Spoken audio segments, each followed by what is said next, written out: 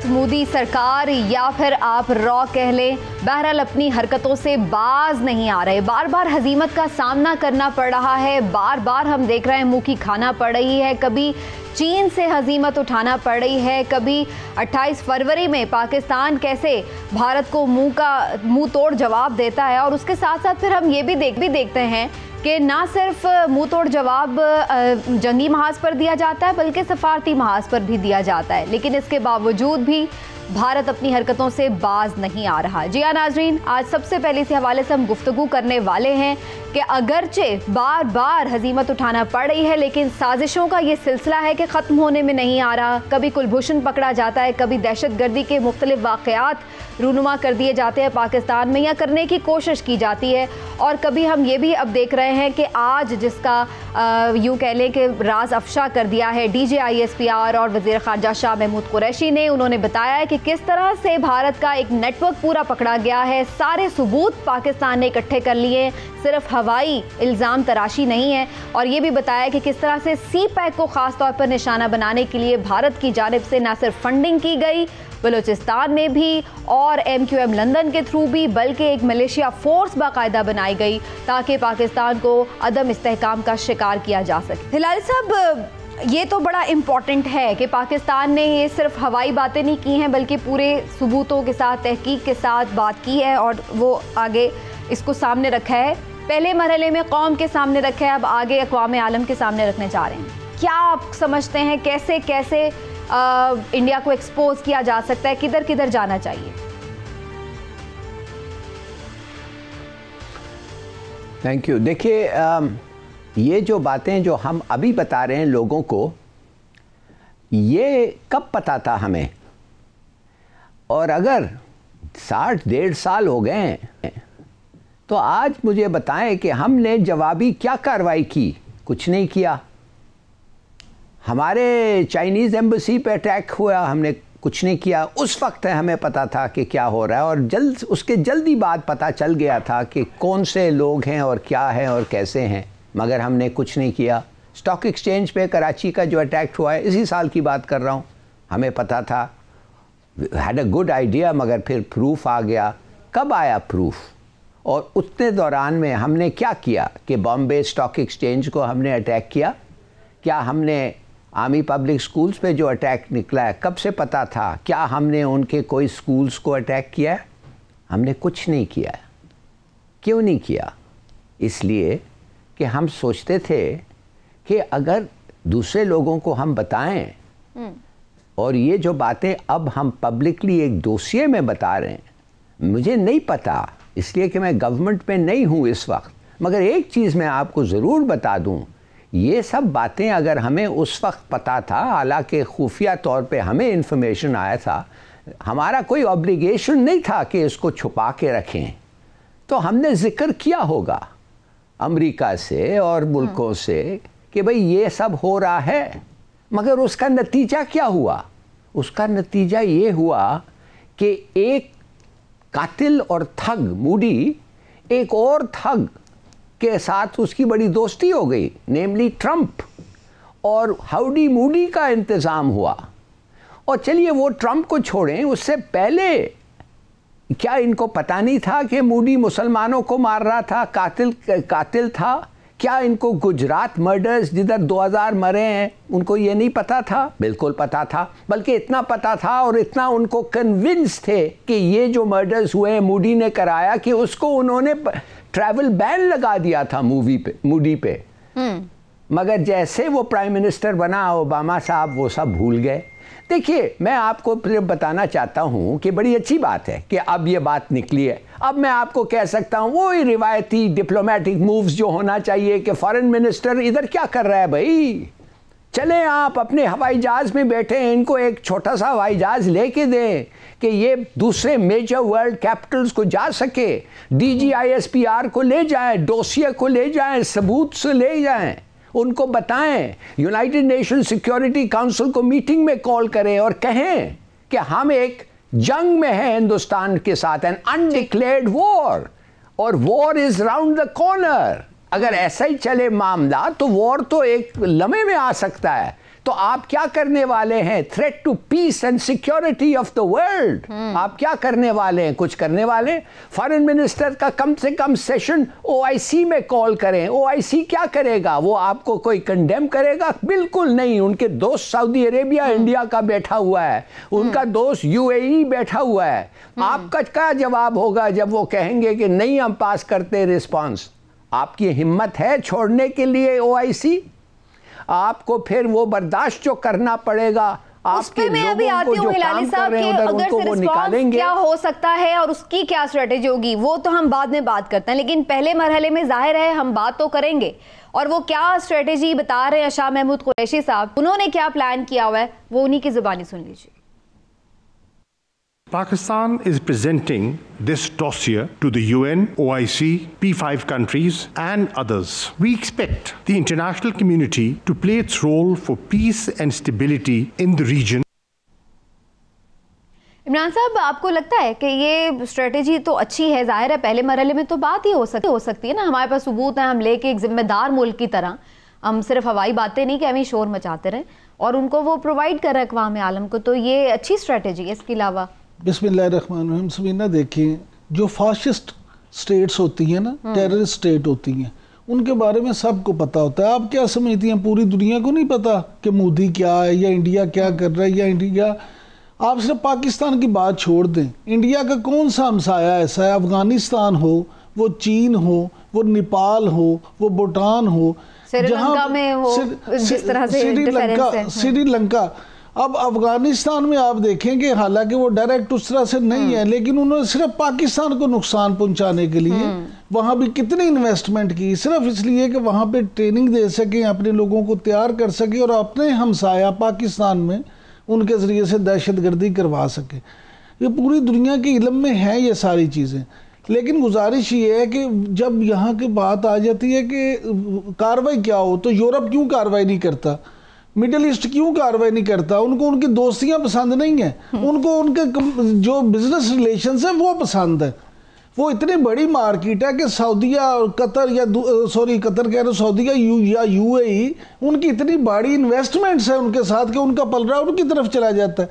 इसी तरह अमेरिका है या यूरोप के दूसरे ममालिक हैं, फ्रांस है, ये सब इनके अपने अपने मफाद हैं, आलमी सतह पे अपने अपने मफाद देखे जाते हैं। अब ये बड़ी अच्छी बात है। अब देखें कि जब कुलभूषण वाला वाक़या हुआ था, उस कुलभूषण के वाक़े के बाद सबीना, आप देखें कि ये पहली बार हुआ है कि इस तरह के सबूतों के साथ, आप देखें रॉ के कुछ लोगों की ऑडियो भी सुनाई गई हैं, उसके अलावा पूरा एक डोसियर ये जो तय गया, इतने सबूतों के साथ पहली दफा डॉक्यूमेंट्री एविडेंस है, पूरे फंडिंग कैसे हुई है, हर अकाउंट्स की तफसीलात है कि किस अकाउंट से पैसे निकले, किस अकाउंट में गए और फिर कहाँ आगे बांटे गए, ये सारी तफसीलात मौजूद है। अब ये आलमी जो इदारे हैं उनकी आंखें खोलने के लिए काफ़ी है, लेकिन मैं नहीं समझता कि आलमी इदारे जो हैं वो अब भी शायद उनके खिलाफ कोई कार्रवाई करें। ये पाकिस्तान जब तक अपने आप, देखिए समीना, हिलाली साहब, आपको भी यही लगता है पाकिस्तान अपना मौकिफ दुनिया में नहीं मनवा सकेगा? नहीं, ये बिल्कुल सही कह रहा है इमरान। मैं सिर्फ आपको ये कहना चाहता हूँ कि मैं आपको लिख के दे सकता हूँ कि ये सब बातें शायद हमारे पहले कुछ और लोगों को पता था। मिसाल के तौर पे आप समझ सकती हैं कि अल्ताफ़ हुसैन की हरकतें और उसके मर्डर्स इस मुल्क में लंदन को नहीं पता है? क्या आप अभी जाके उसने उधर एक कत्ल किया है, लगता है ऐसा है। क्या हुआ अल्ताफ़ हुसैन को? उधर ही बैठा हुआ है। उन्होंने एक मर्डरर को सिटीजनशिप दे दिया है। आप पूछेंगे वो कैसे हो सकता है? London, England, rule of law, ये वो, टेररिस्ट को वो कैसे हो सकता है? और अगर मैं आपको कहूँ कि एक प्लान था जिधर कराची की इंटेलिजेंस अमेरिकनों ने इनके हवाले की थी, गोरों के, और वो गोरे जो हैं उनका कौन सा एजेंट था कराची में जिसको सब चीज़ पता था, जो कराची को एक फ़ोन कॉल से रोक सकता था? अल्ताफ़ हुसैन। तो वो अपने एजेंट को रिवील करेंगे वो कहेंगे कि हमने एक आदमी को सिटीजनशिप दिया था जो टेररिस्ट है। अब तो हमारे पास प्रूफ है ना। तो आप जब डोसिए जाके शाह महमूद कुरैशी साहब लंदन के फॉरेन मिनिस्टर को पेश करेंगे डोसिए और कहेंगे ये आदमी ये कर रहा था पाकिस्तान में, ये कर रहा है इंडिया में, अभी भी कत्ल कर रहा है, अभी भी लोगों को भेज रहा है, वो कहेंगे अच्छा तो हम इसको इन्वेस्टिगेट करेंगे। कैसे इन्वेस्टिगेट करेंगे? अपने दोस्त हिंदुस्तान को पूछेंगे। हिंदुस्तान जो उसको पैसे भेज रहा है लंदन में, उसको रख रहा है उधर, क्या आप समझते हैं कि वो जाके इनके खिलाफ बात करेगा? ब्रिटिश को कहेगा, वो गोरों को कहेगा, अंग्रेज को कहेगा कि बच्चू इसको तुम छुओ, और अगर ये बातें पब्लिकली में निकले तो हमारा इन्वेस्टमेंट खत्म हो जाएगा तुम्हारे मुल्क में। हिलाली साहब आप सॉरी, हमारा ट्रेड तुम्हारे साथ खत्म हो जाएगा। हिलाली साहब आप जो बातें कर रहे हैं ना, आप तो कहते हैं ना हुकूमतों को पता था या नहीं पता था। जब आप ये देखें पिछले महीने अमेरिकी जो जरीदा है फॉरेन पॉलिसी, उसने एक अपनी रिपोर्ट प्रिंट की थी। उस फॉरेन पॉलिसी के मुताबिक, उस रिपोर्ट के मुताबिक उसने इंडिया को दहशतगर्दी करने वाले ममालिक में और दहशतगर्द तंजीमों खुसूसन दाइश की हेल्प करने वाले ममालिक में नंबर 1 रखा था। उन्होंने कहा कि ये इंडियन हुकूमत जो है ये उन तंजीम, उन ऑर्गेनाइजेशंस के साथ काम कर रही है, उनको फंडिंग कर रही है, उनके साथ बिजनेस कर रही है जो दाइश को असला फराहम करती हैं। और ये यूरोपीय यूनियन की जो रिपोर्ट थी जिसमें उन्होंने कहा था कि ये वो कंपनीज हैं जिन्होंने दाइश को असला फरोख्त किया है, इंडिया उनके साथ काम कर रहा है। तो ये पूरी दुनिया को पता है, ये एक ऐसा सच है जो सारी दुनिया जानती है, लेकिन वो अपनी मफाद को देख के उसके मुताबिक वो आंखें बंद कर लेते हैं। मगर हम एक और चीज सोचें कि अब एक और लिंकेज आ गया है, माफ करिए, और वो लिंकेज ये है कि हिंदुस्तान तो हमारे सरहद पे प्रेशर डाल रहा है ना, और लंदन से आर्मी के ऊपर प्रेशर आ रहा है, और पाकिस्तान से गवर्नमेंट के ऊपर प्रेशर आ रहा है। सोचिए तो सही, ये कॉम्बिनेशन देखें, टैक्टिक देखिए। अच्छा। नवाज शरीफ फौज को अटैक करता है, क्या नाम है, मरियम गवर्नमेंट को अटैक करती है, और गवर्नमेंट और फौज का रिस्पांस भी देख लें। गवर्नमेंट साहब तो गवर्नमेंट कहते हैं कि हम तो यार ये औरत है इसलिए हम इसको जेल नहीं भेजते। वाह वाह माने अगर आप औरत है जो भी कर लें आप जेल नहीं जाएंगी, ये बात है। और हमारे जो इस्टेब्लिशमेंट है वो कहते हैं हम इनसे बातें करेंगे, बात करेंगे इनसे। बड़ा वक्त रहा है बात करने के लिए, 30 साल से ये पॉलिटिक्स में है नवाज शरीफ। मैं समझ नहीं सकता हूं कि हमारा रिस्पांस डिलेड, और दूसरा माफ करिए, आई थिंक इट्स रॉन्ग। बात जरूर करें, सबसे करें, मगर एक वक्त आता है एक्शन के लिए, नॉट टॉक। क्या एक्शन ले सर, होना एक्शन क्या है, यही तो मैं पूछना चाह रही हूँ कि जब हम बात करके अपनी बात नहीं मनवा सकते तो ऑप्शन क्या है फिर? क्या वॉर है ऑप्शन, अटैक करें, किस तरीके से भारत को किसकी ऐसे गुजारिश ये है कि हिलाली साहब, देखिए भारत के हिलाली साहब अब जरा मुझे भी मौका दे दें अगर इजाजत हो तो मैं भी कुछ कहता हूं। ये प्रॉक्सी अटैक्स है ना। बात ये है कि जी सॉरी आपका बात गुजारिश ये है कि पाकिस्तान जो है वो यही देखे ना, एक तो हमने तो हमेशा ये साबित किया है कि हम एक जिम्मेदार मुल्क हैं, इसीलिए ये जो इतना डिले भी हुआ है ना इन सबूतों को भी। एक तो ये बात था कि जब ये हुई तो हम फौरन इंडिया पे अटैक करते, अब आप देखिए इंडिया क्या करता है, वहाँ कुत्ती भी मर जाती है ना, वो कहते हैं पाकिस्तान ने मारी है, वहाँ कुछ हो जाता है कहते हैं जी जिम्मेदार पाकिस्तान है, कोई चीज़ हुई, लेकिन हम एक जिम्मेदार स्टेट के तौर पे उस वक्त तक चीज़ें ये नहीं कहते जब तक हमारे पास पूरी तरह से सबूत ना हो। उसकी वजह ये है कि इंडियन लॉबी पूरी दुनिया में इतनी तेज़ी से ये काम कर रही है कि उन्होंने पाकिस्तान का एक इमेज बनाया हुआ था कि जी पाकिस्तान शायद दहशतगर्द स्टेट है, हमने उसको दूर करना था, उस पर भी बड़ी वर्किंग हुई है। मैं समझता हूँ हमारी हम तो मनफी से चले ना, पहले तो अपना ठीक ही है इमेज, और उसके बाद अब उनका तालिबान को फंडिंग इंडिया करे, तालिबान को फंडिंग इंडिया करे और बात बदनाम पाकिस्तान को करे, ये सारी चीजें इसको आपको देखना पड़ेगा। पाकिस्तान ने जो स्ट्रेटेजी की है वो ठीक है। दूसरी जो लाली साहब ने बात की, इस वक्त जितनी भी चीज़ें हैं ये सियासी मामलात को इस्टेब्लिशमेंट ने, फौज ने, हुकूमत ने इन्हें, हमें बाहर बैठे उन चीजों का एहसास नहीं होता जो अंदर बैठे लोगों को है। उन्हें पता है अब अमेरिका है या नहीं है। हाँ, अमेरिका की ये पोजीशन है कि अब ये वक्त इसलिए भी ठीक है कि अमेरिका में अब आखिरी फिक्रा हुकूमत अमेरिका में चेंज हुई है। उन्हें पता है कि जी ट्रंप की जगह अब जो बाइडेन आए हैं, तो ये टाइम इसलिए भी है कि अमेरिकी नई जो हुकूमत है उसको ये बावर कराया जाए कि जनाब ये इंडिया हमारे साथ। वैसे ये अच्छा पॉइंट है हिलाली साहब, ट्रंप की मोदी के साथ दोस्ती की तो आपने बात की, जिक्र खुद भी किया, लेकिन अब तो गवर्नमेंट चेंज हो गई अमेरिका में, तो आपको लगता है कि अब कोई पाकिस्तान की बात सुन लेगा? आपको, हम सबको, एटलीस्ट जो लोग फॉलो करते हैं फॉरेन अफेयर्स और दिलचस्पी रखते हैं इंडिया पाकिस्तान रिलेशंस में, हम सबको याद है कि एक डोवाल जब रॉ का हेड नहीं बना था, जब नेशनल सिक्योरिटी एडवाइज़र नहीं था या रॉ का हेड नहीं था, उसने एक तकरीर की थी।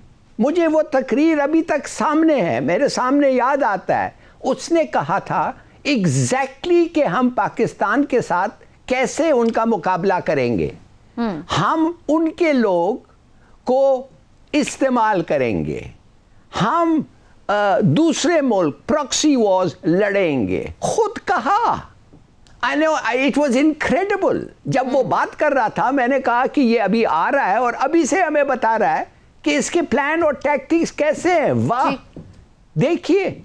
तो अब कहना कि हमें पता ही नहीं था और हम ठहर रहे थे एविडेंस के लिए, अच्छा भाई फौरन नहीं पता था, मगर आप मुझे बताएं वो जो अटैक हुआ था चाइनीज़ एम्बेसी पे और वो जो स्टॉक एक्सचेंज पे अटैक हुआ था, मैं लिख के दे सकता हूं आपको कि वो मेरे ख्याल में एक हफ्ते के अंदर अंदर पता वो तो हो गया। पता चल गया था। अच्छा, नहीं, ये तो कोई भी नहीं कह रहा कि पता नहीं चला था। आपका सवाल ये है समीना, नहीं, आपका सवाल ये है कि हम करें क्या, यही है ना आपका सवाल जी। तो हमारा क्या कहता है, हमारा मजहब क्या कहता है? हमारा मजहब क्या कहता है? कहता है पहल मत करो, मगर अगर गलत किया है तुम्हारे साथ, गलत किया है तो बदला लो, पहल मत करो। अब उन्होंने हमारे बिगेस्ट कमर्शियल सिटी में स्टॉक एक्सचेंज पे अटैक किया है भाई।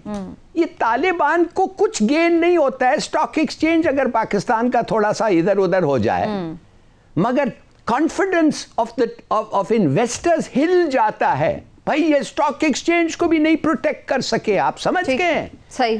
मैं आपको बताता हूं, जब ये वो बम्बई पे अटैक हुआ था, वो कौसाब वसाब क्या नाम है उसका, वो जब अटैक हुआ था, $8 बिलियन 10 दिन में हिंदुस्तान के एक स्टॉक एक्सचेंजेस से निकल गए। ये होता है इम्पैक्ट स्टॉक एक्सचेंज को अटैक करने, इसीलिए वो अटैक किया। ये तालिबान का तो खेल नहीं था, मगर आपने पकड़ लिया उनको, आपको पता चला, मगर कुछ नहीं किया। मैं नहीं कहता हूं कि आपने गलत किया, मैंने कहा कि आपके पास बहुत वक्त था रिएक्ट करने के लिए थ्रू प्रॉक्सीज, जैसे वो करते हैं। उठ के खड़े रहें, वार्निंग करें इंडिया को, हम भी करेंगे अगर तुमने ये किया जैसे डोवाल ने किया था। बिल्कुल हमारे हाथ ऐसे नहीं है कि खाली हैं, लेकिन हमें देखना होगा कि हमें अपने मोहरे सही तौर पे खेलने होंगे। नाज़रीन, एक ब्रेक लेते हैं, ब्रेक से वापस आते हैं तो कुछ सियासी बसात की बात भी करते हैं जो गिलगित बल्तिस्तान में सजने जा रही है, एक छोटे से ब्रेक के बाद।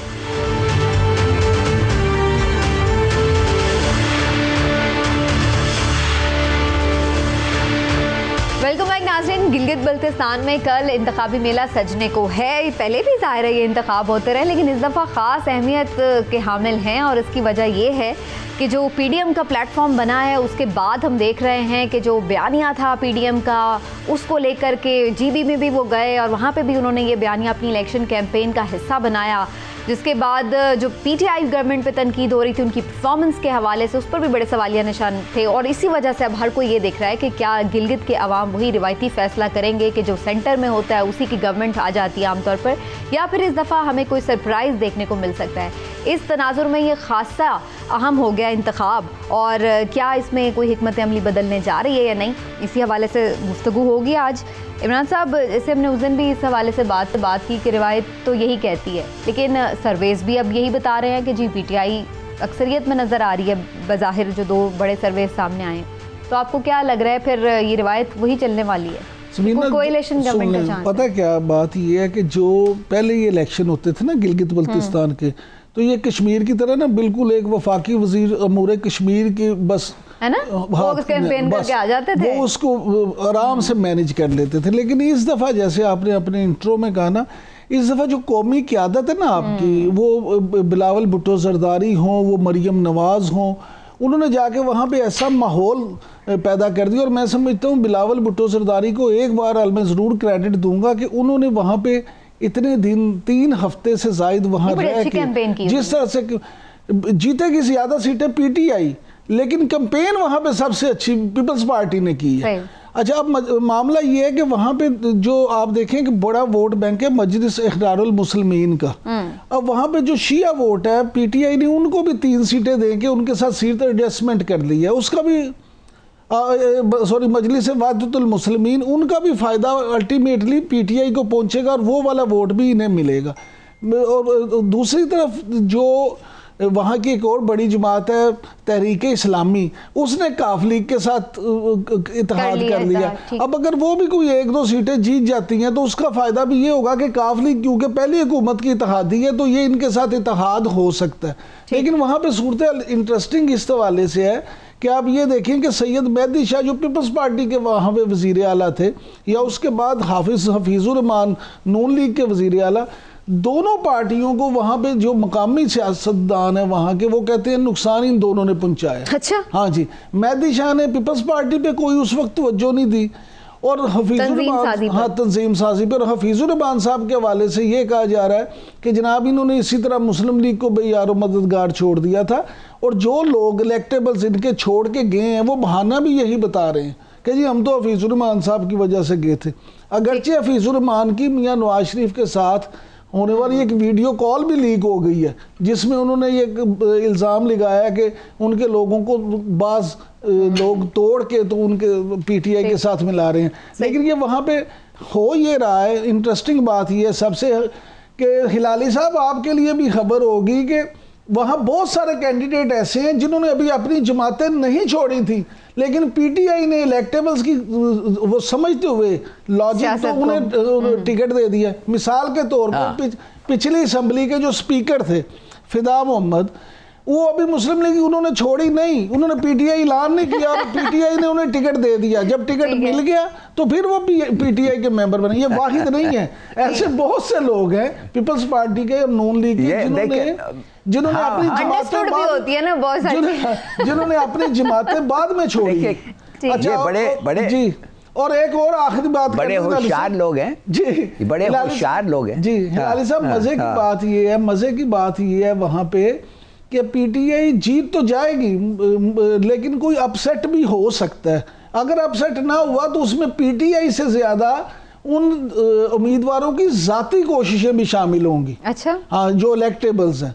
चलें देखते हैं कल अपसेट होता है या फिर रिवायती एक फैसला आता है। लाल साहब, आपका क्या कमेंट है? हाँ, 2-3 चीजें। एक तो ये है, बिल्कुल सही। देखिए, आप मुझे बताएं क्यों आप वसीम अख्तर के तरह एक मेयर कराची का बनना चाहते हैं, जिसमें पावर आपके पास है मगर पैसे किसी और के पास है, ठीक है कि नहीं? तो जब पैसे आपके पास ना हो तो पावर क्या करना है आपने? तो फिर आप बेचारा वसीम अख्तर के तरह ये नई गवर्नमेंट जो है, ये नई गवर्नमेंट नहीं बनना चाहती, तो दैट मेक्स सेंस। दूसरी बात यह है कि मुझे सुना है कि कोई ख़ास इनको ये नहीं करना पड़ा, कोशिश नहीं करना पड़ा। बहुत सारे ये गिलगिती लोगों के पढ़े लिखे लोग हैं, ये समझते हैं बहुत सारे कैंडिडेट्स तो नून के थे और पीपीपी के थे, वो खुद पीटीआई के पास आ गए, उनको कोई कैनवसिंग की ज़रूरत नहीं थी, इसलिए उनको पता था कि अच्छा। तीसरी बात ये है जो मैं कहना चाहता हूँ, और मैं मिसअंडरस्टैंडिंग नहीं चाहता, मेरे ख्याल में आगा खान जो हैं वो बड़े होशियार, सेंसिबल, बैलेंस्ड आदमी हैं। वो अपने कम्युनिटी जो है इस्माइलीज़ का, वो बड़ा खैर खा है, नेचुरली वो उनको बहुत बड़ी रिस्पेक्ट है उनके लिए। तो उनका एडवाइस हर वक्त ये होता है अपने इस्माइलियों को कि पहले वोट करने के पहले देखो कि गवर्नमेंट में कौन सी पार्टी इन पावर है।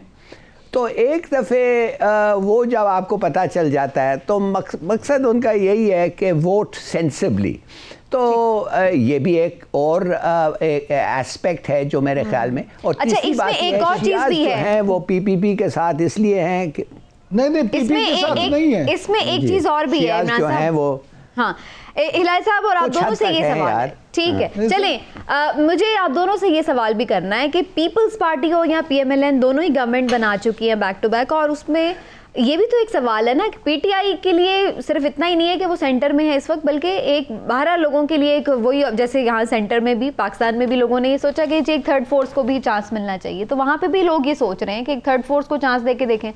इन्होंने जो कैंपेन की है सारी वो ये की है कि जी पीटीआई ने इधर पाकिस्तान के बाकी हिस्से में कुछ नहीं किया है, तो ये आप लोगों के लिए क्या करेंगी? भाई आप लोग तो खुद गवर्नमेंट में रहे हैं गिलगित बल्तिस्तान में, दोनों जमातें, आपने क्या किया है? अच्छा, इसमें मेरा एक इंटरेस्टिंग चीज़ आपको बता दूं, हुकूमत की तरफ से जो अमूर कश्मीर के वजीर हैं वो तो वहाँ थे, जुल्फी बुखारी साहब भी उधर हैं, और जो मुराद सईद साहब, वो सब पता है क्या, वहाँ पे ये थ्योरी पेश की जा रही है कि जितने वोट उतने फंड्स, यानी यही वहाँ पे बेचा जा रहा है कि आप जितने जितने आप हमें वोट देंगे, सुन लें कैसे मेक सेंस। यही प्रॉब्लम है कि पीटीआई जो कहते हैं, आप कह रहे थे ये मेक सेंस, और दूसरे जो मैं ये कह रही हूँ कि वो तो वोटर भी यही बात कह रहे हैं ना, आप लोग भी तो यही बात कह रहे हैं, लोग भी यही सोचते हैं कि जी वहाँ पे पैसे हैं। अब सुने, यही तो बात आप लोग का आर्गुमेंट नहीं, मेरी बात सुने, ये बात ये मैं, लेकिन मेरा आर्गुमेंट ये नहीं है कि ये मेक सेंस है, ये मेरा आर्गुमेंट ये है कि वहाँ पे इस वक्त अजीब सी खिचड़ी पकी हुई है।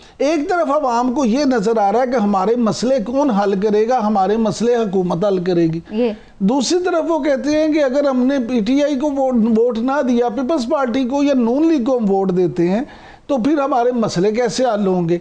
इसलिए वहाँ पे ये फैसला बिलाखिर वो यही सोच के करते हैं। मेरा सवाल तो ये कि जब पहले आपने वोट दिए, गवर्नमेंट भी बन गई पीपल्स पार्टी पीएमएलएन की, तो क्या मसले हल हुए? उनकी परफॉर्मेंस वहाँ कैसी रही? मेरा ये सवाल है। उनकी परफॉर्मेंस जैसी रही, पीटीआई की भी वैसी रहेगी।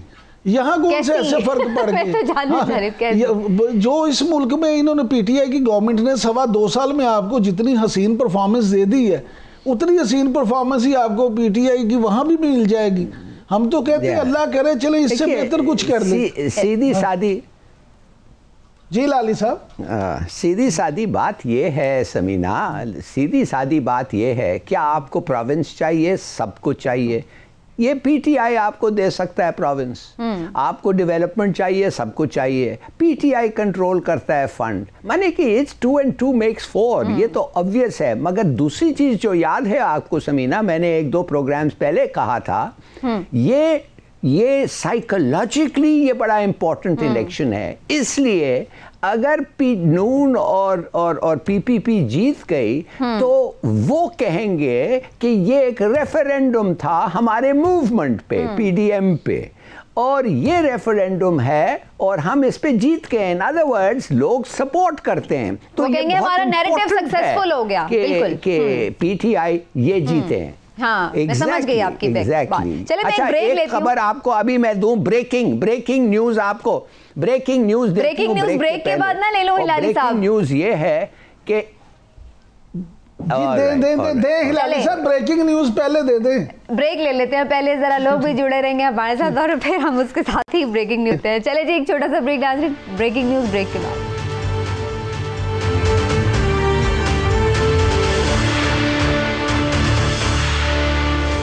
वक्त कम, मुकाबला सख्त, ब्रेकिंग न्यूज के लिए चलते हैं लाली साहब की जानिब। जी लाली साहब, ब्रेकिंग न्यूज दे दीजिए, बड़ा इंतजार हो गया। रॉ का एक अफसर अरेस्ट किया गया है आज दवाकर बलूचिस्तान में। ओहो, अच्छा। उसको हमने पकड़ लिया है और वो इंटेरोगेशन के लिए भेजा गया है। तो देखिए ये सब हम एक्सपोज कर रहे हैं, और तो जैसे हम पहले करते सेगमेंट में आपने और लोग तो लेट कर दिया आपने ब्रेकिंग हमारी। नहीं मुझे अभी पता चला है। अच्छा, ओके हिलाली साहब, इसका मतलब है आपके पास कुलभूषण 2 भी आ गया है, जिससे आपको मजीद बहुत सारे क्लूज भी मिलेंगे, सबूत भी मिलेंगे। ठीक, बिल्कुल सही। एग्जैक्टली बड़ा अच्छा कहा। चलें, खबर तो बड़ी दी है हिलाली साहब आपने। वी होप सो कि देखते हैं ऑफिशियली इसकी किस तरह से कंफर्मेशन की जाती है सरकार की जानिब से, दिफाई इदारों की जानिब से, और उसके बाद ही हम इस पर मजीद कमेंट करेंगे।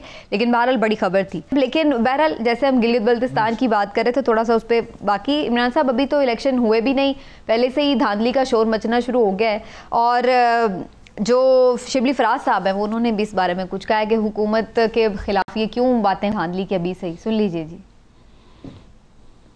जिस तरह का माहौल बनाया जा रहा है उससे तो यही जाहिर होता है कि ऑपोजिशन ये मान चुकी है, उनकी तकरीरों से, उनकी बातों से यही लगता है कि वो धांधली का ढोंग रचाकर अपनी शिकस्त को महज़ब सी शक्ल देना चाहते हैं। तो ये उनका ख्याल है। इमरान साहब अब तो फौज भी पोलिंग स्टेशन के अंदर नहीं है, जो सबसे बड़ा इतराज़ था दोनों अपोजिशन की जमातों का। धांधली को किस तरह से भी साबित करेंगे? सबीना, कौन सा इलेक्शन है पाकिस्तान में जिसमें धांधली का इल्ज़ाम ना लगाओ? ये जो जीत जाता वो कहता बड़े शफाफ इलेक्शन थे, जो हार जाता वो कहता बड़ी धांधली हुई। लेकिन यहाँ ख़ास तौर पे अपोजिशन, क्योंकि मुस्लिम लीग नून और पीपल्स पार्टी जो है ना, ये दो जमातें जो हैं, इनकी तरफ से अगर आएगा ना ये कि जी धांधली हुई है, तो मैं इनकी दोनों की स्ट्रेटजी आपको बता दूं। नून लीग ने पूरे दिल से ये इलेक्शन लड़ा ही नहीं। उन्होंने तो 7 कैंडिडेट हैं। हाँ जी, इसलिए कि उनके पास पूरे हल्कों में कैंडिडेट भी नहीं थे, और उनके इलेक्टेबल्स एन वक्त पे जब वहाँ चले गए तो उन्होंने उसको वही, उन्हें पता है कि हम 2 से 3 सीटें जीत लेंगे, चलो वहाँ हमारी मौजूदगी रहनी चाहिए। और वो भी अगर पीपल्स पार्टी की हुकूमत बनती हुई तो आप देखेंगे अनकंडीशनल वो उनकी सपोर्ट का ऐलान कर देंगे। अब आ जाते हैं पीपल्स पार्टी की तरफ। अच्छा, पीपल्स पार्टी यहाँ बड़ी खूबसूरत गेम खेल रही है। पीपल्स पार्टी कर क्या रही है, एक तरफ तो उनके बहुत सारे ऐसे उम्मीदवार हैं जो बाहर ये फैला रहे हैं जी हमारी डील हो गई है, एस्टेब्लिशमेंट अब हमसे राजी है, अगली हुकूमत हमने बनानी है।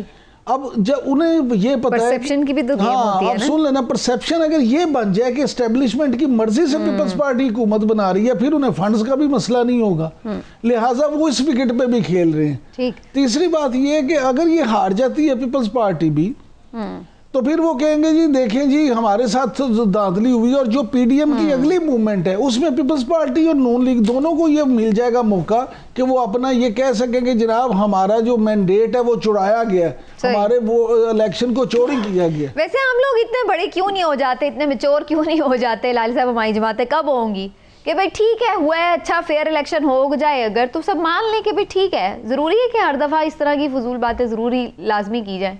चलिए, कभी तो होता है सच में हो भी गया हो। देखिए ये इलेक्शन ये इलेक्शन जो है ये रादर स्पेशल इलेक्शंस हैं। जैसे मैंने आपको एक्सप्लेन किया, ये एक मूवमेंट के दौरान हो रहा है।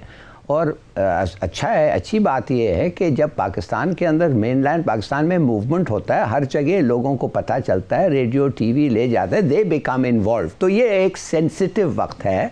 तो जाहिर है कि अगर अपोजिशन हार गई उनके लिए एक सेटबैक समझा जाएगा और पीटीआई के लिए एक क्या विक्ट्री समझा जाएगा। तो जाहिर है वो क्या कह सकते हैं कि धांधली हुआ, यही कह सकते हैं। मुझे एक चीज़ का फ़िक्र है, मेरा फ़िक्र ये है कि क्या मैं पूछना चाहता हूँ, फ़ौज को बुलाया गया था इसलिए कि लॉ एंड ऑर्डर सिचुएशन शायद हो, मुझे नहीं पता, क्या मैं जानना चाहता हूँ बुलाया गया था? और क्या अब जो फ़ौज नहीं जा रही है वो इसलिए नहीं जा रही है कि फ़ौज इज़ डूइंग, ये रुक गई है थोड़ा सा, इसलिए इस किस्म के इल्ज़ामात? ये तो वो अगर वो है तो बड़ा अफसोस की बात है, उनको करना चाहिए। भी ये बात हुई थी, बिलावल भुट्टो जरदारी ने कहा, खत्म हो गया। आखिरी बात ये है कि मुस्लिम लीग नून ने ना करके भी 18 के करीब हल्कों में अपने उम्मीदवार दिए। पीपल्स पार्टी एक जमात है जिसने तमाम हल्कों में उम्मीदवार दिए, इवन पीटीआई के भी तमाम हल्कों में उम्मीदवार नहीं है उस तरह से। ठीक है, लेकिन यहाँ आप देखेंगे कि कल इलेक्शन में कल साबित हो जाएगा कि जीत किसकी और हार किसकी। बिल्कुल ठीक है जी, देखते हैं। और मेरा ख्याल है सबको खुले दिल से अपनी और फतह को तस्लीम करना चाहिए और कंट्रोवर्शियल नहीं बनाना चाहिए चीज़ों का, मैच्योरिटी का सबूत देना चाहिए। इसी एंडिंग नोट के साथ कल इंशाल्लाह आपसे फिर भी मुलाकात होगी, और ख़ास तौर पर जब गिलगित बल्तिस्तान के इंतखाबात के हवाले से स्पेशल ट्रांसमिशन भी चलेगी, उसमें भी आपसे मुलाकात रहेगी। तो आप GNN के साथ जुड़े रहिएगा। अभी से इजाज़त दीजिए, अल्लाह।